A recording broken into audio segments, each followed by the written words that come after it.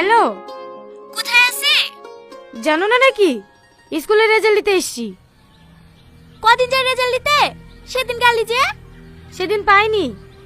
ঠিক আছে লাইলি, তাড়াতাড়ি বাড়ি আয়। কেনে? তো শ্বশুর তোকে নিতে এসছে। নিতে এসে বারণ করে দিবা। আমি তোমাদেরকে বলিনি নাকি আমার ভাত খাবো না? আমি ওসব কিছু বলতে পারবো না, তুই এসে বল। বৌমা কি বলছো বোন? দেখি আমাকে দেন। হ্যালো সালমা, কখন আসবা মা? আমি তোমাকে নিতে এসছি। বাবু বাড়ি চলে এসছে যে। বাড়ি চলে এসে তো আমি কি করব? আমি আপনার ছেলে ভাত খাবো না। এসব তুমি কি বলছো মা? স্বামী স্ত্রীর মধ্যে একটু ঝামেলা হতেই পারে, তাই বলে ভাত খাবো না বললে হবে? টনি কি কিছু বলেছিস তোমাকে? ও আর কোনো দোষ থাকলে বলো, মেরে ঠ্যাং ভেঙে দেবো। ও আবার কি দোষ করবে? যে স্বামী বয়স সকালে পূরণ করতে পারে না সে স্বামী আমার দরকার নাই।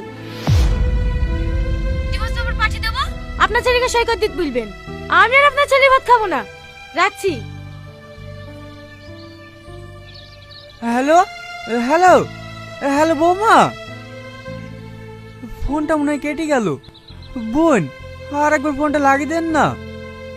ছেড়ে দেন ভাই, মেয়ে যখন যেতে চাইছে না, আপনার ছেলেকে বলেন গা ছাড়ছুড় করে নিতে। জোর করে তার সংসার করানো যায় না।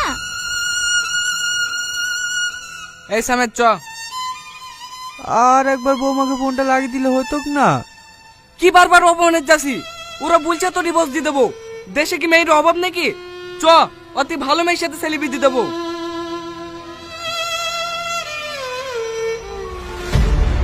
ভালো মেয়ের সাথে বিয়ে দেবে? ওই ভিখারি বাড়িতে কেউ মেয়ে দেবে কি দেখা? গলা থেকে কাটাটা নামলু। এই সাথী, সালমা স্কুল থেকে আসলে বলি দিস ডিভোর্স পেপারটা পাঠিয়ে দিতে। আর কোন স্কুল মাস্টারের সাথে প্রেম করছে তার বাপ মাকে আসতে বল, অল্প দিনে বিটা দিয়ে দেবো। ঠিক আছে মা।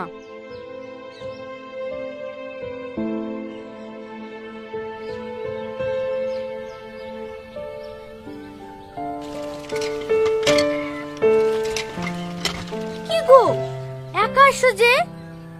সালমা আসলো না? না, ও আর এ বাড়িতে কোনোদিনও আসবে না।